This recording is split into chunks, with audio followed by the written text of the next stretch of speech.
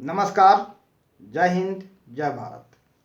मैं वीरेंद्र कुमार अधिवक्ता और आप सभी YouTube के दर्शकों श्रोताओं को YouTube के चैनल रियल नॉलेज पर स्वागत है।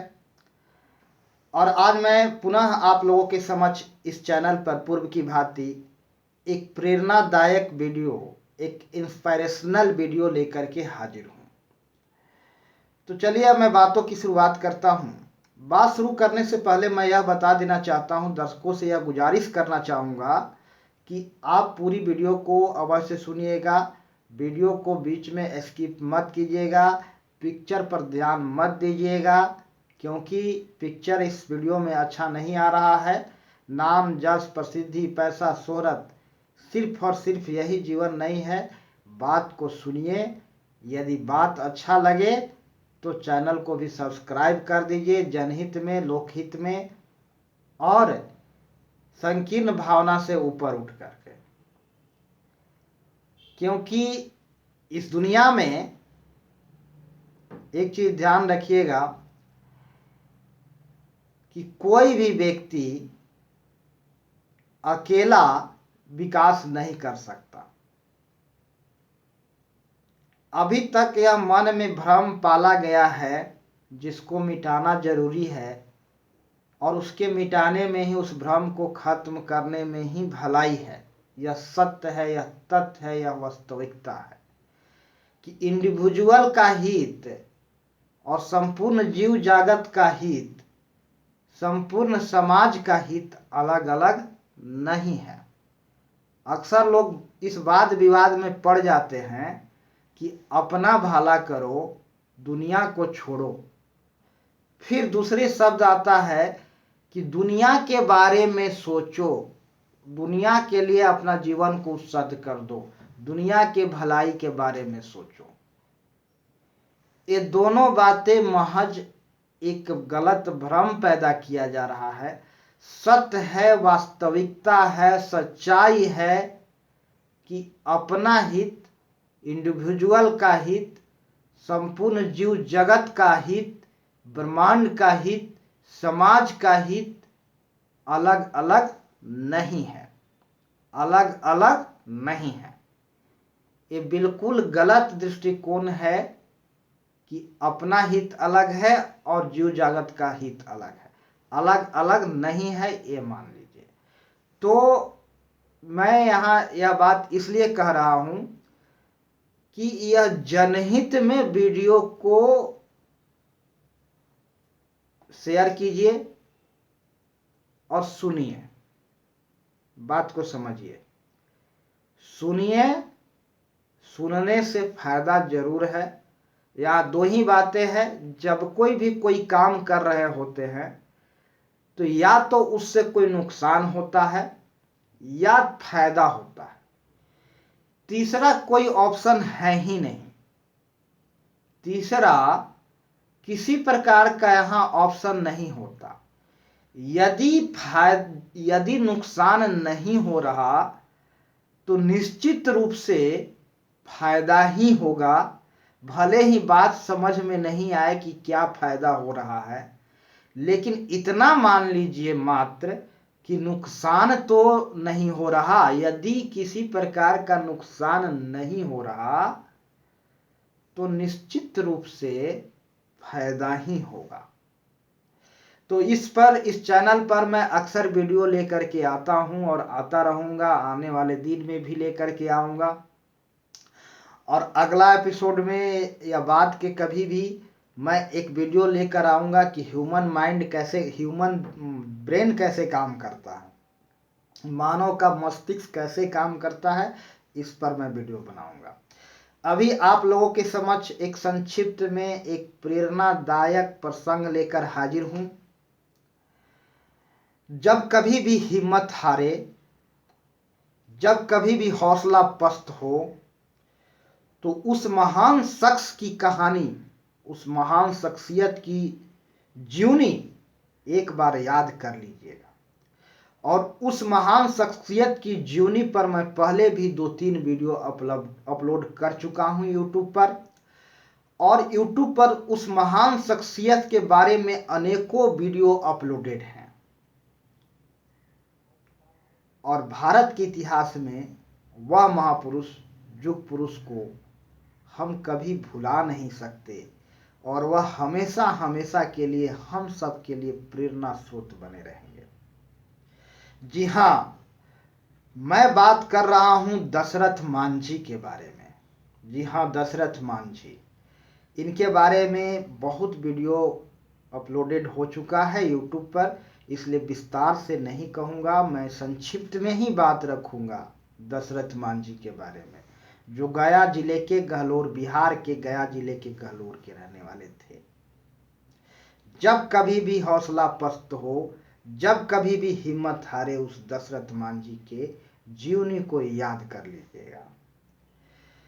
समाज के लोगों ने उन्हें पगला घोषित कर दिया था। जी हाँ, पगला। समाज के लोगों ने उन्हें पगला घोषित कर दिया था और उन्हें पगला कहलाने में मजा आता था, चिढ़ नहीं था उनको।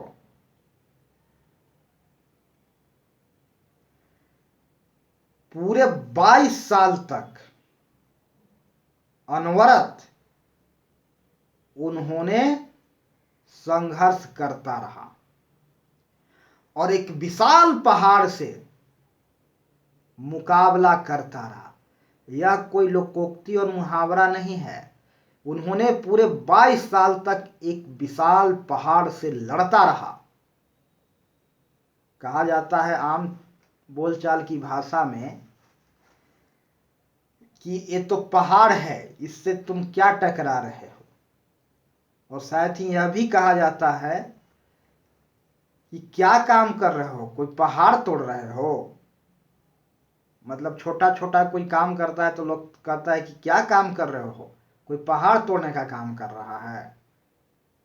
उन्होंने पूरे 22 साल तक पहाड़ को काटता रहा और 360 फीट लंबी, 30 फीट चौड़ी और 25 फीट ऊंचे पहाड़ को सीना चीर करके रख दिया पूरे 22 साल।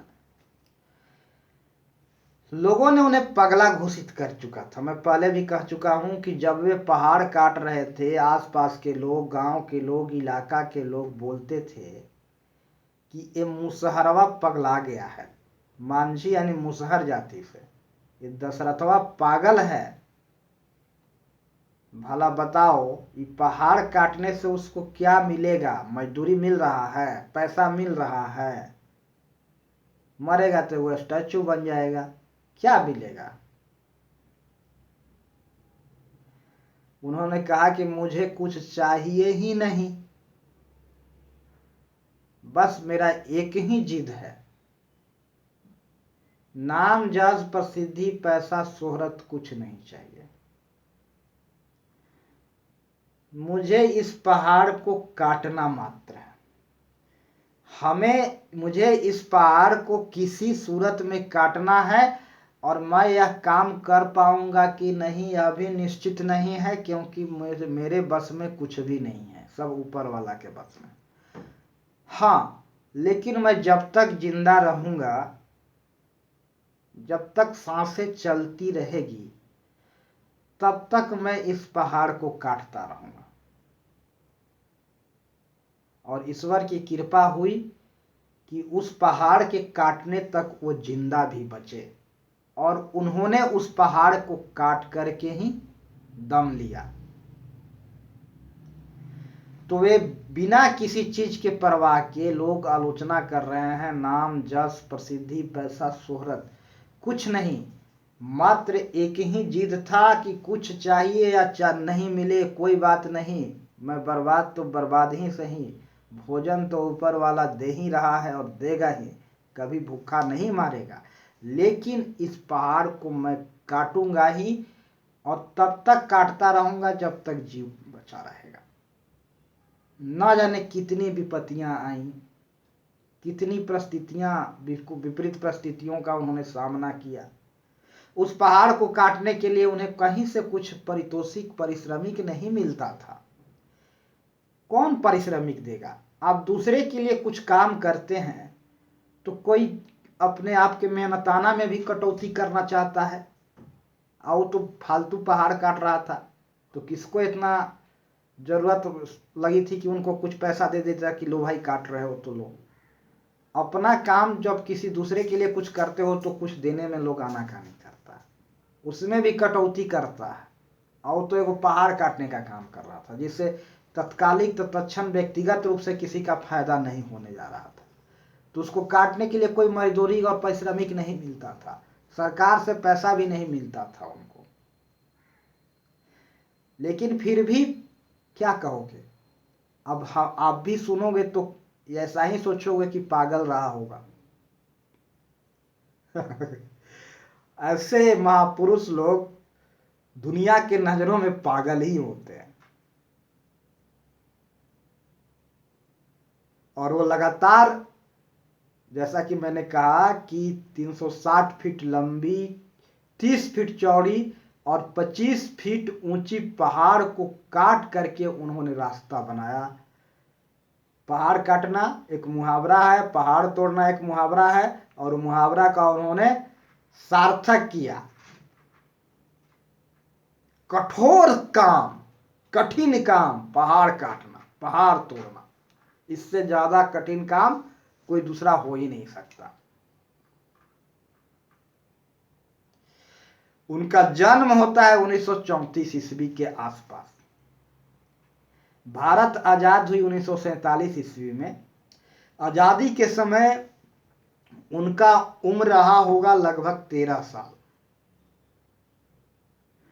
1960 ईस्वी में वह उस पहाड़ को काटने का काम शुरू किया। लगभग 26 साल, 27 साल आसपास या 30 साल आसपास उनका उम्र रहा होगा जब वो पहाड़ काटने का काम शुरू किया।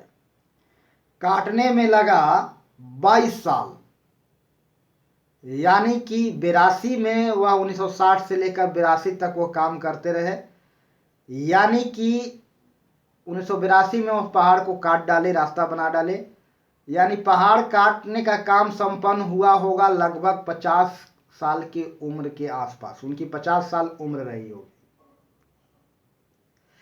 और 2007 में उनकी मृत्यु होती है, यानी लगभग 28 साल बाद, 28 साल, लगभग 26-28 साल के बाद पहाड़ उनका 1982 के 26-28 साल बाद उनका मृत्यु हो जाता है। ये उनका ये जो कहानी है जो उनसे जुड़ा हुआ है, हम सब लोग को झकझोर देता है, और जब भी हम जीवन में हिम्मत हारते हैं भीतर से एक प्रेरणा जगाता है। याद करें उनके बारे में, सोचें उनके बारे में। उस युग में भी दलाल, मकार, मतलबी, स्वार्थी, पाखंडी सब रहे होंगे। सबका अपना चिंता रहता था कैसे दुगो पैसा जोड़े, चोरी बेईमानी। बड़े से बड़े पढ़े लिखे लोग भी रहे होंगे, पत्रकार भी रहे होंगे, अच्छे से अच्छे विद्वान साहित्यकार भी रहे होंगे, और अच्छे से अच्छे वकील डॉक्टर भी रहे होंगे, कुछ ब्रोकर एजेंट भी रहे होंगे जो पैसा के लिए कुछ भी करने को तैयार हो जाते हैं, और खूब पढ़े लिखे वकील भी रहे होंगे उस युग में जो खूब पैसा कमा रहे होंगे। लंदफंद भी करने वाले लोग रहे होंगे, पैसा की भरमार रहा होगा। और वो क्या था सबको पता है, एक मेहनत कश मजदूर जो भर दिन मजदूरी करता था तो 1.5 किलो आटा मिलता होगा शायद, 1 किलो या चावल। आज भी उनका परिवार गरीब है, फूस के झोपड़ी में रहता था, उसके पास जमीन नहीं थे, वे कोई किसान नहीं था, भूमिहीन मजदूर था, मजदूरी करके पेट पालता था। हर कोई को अपना परिवार पालना होता है, पेट पालना होता है, बाल बच्चा का पालना होता है, घर गृहस्थी संभालना होता है। ये काम सब कोई को करना पड़ता है जिस किसी का ही परिवार है। वो दशरथ मांझी का भी करना पड़ रहा होगा, लेकिन इन सब के बावजूद भी वे अपने धुन में रमे रहे और एक काम को अंतिम सांस तक करता रहा और अंत में काम को अंजाम दिया। तो यह जुनूनी व्यक्ति की कहानी मैं इसलिए लेकर आया कि लोगों को प्रेरणा मिले।